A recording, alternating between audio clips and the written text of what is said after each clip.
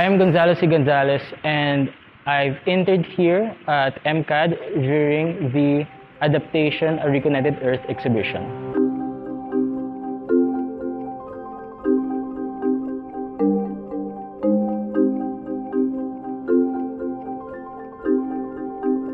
So my primary tasks at MCAD was yung pagpagawa po ng Invocation for a Wandering Lake Parts 1 and 2. I was in charge of masking the videos of Patty Chang, and other than that, I was also in charge of collaborating with Sir Jeffrey and Ms. Pernia in regards to ano po yung kailangan ko sa installation ni Patty Chang. So kung ano yung mga updates or yung mga problems or issues na I encountered during the installation for that exhibition.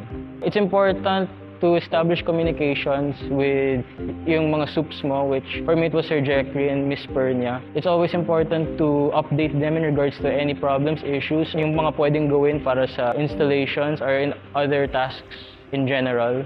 For example, it was hard for us to be able to mask the video to the uneven walls at the same time maintaining the video dahil nga nasa taas yung parking lot, umaalog yung mga projection. So parang ang kailangan namin gawin is stabilize yung projection sa mismong mount para minimal to no movement at all.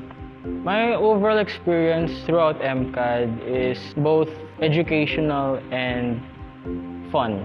It doesn't feel like office work, rather it feels like collaborating with friends, especially during the Adaptation A Reconnected Earth. It's educational in the sense that it opened me to different experiences other than my main course that is both similar at the same time different. It's kind of exciting and inspiring in general. This is our story. This is our museum.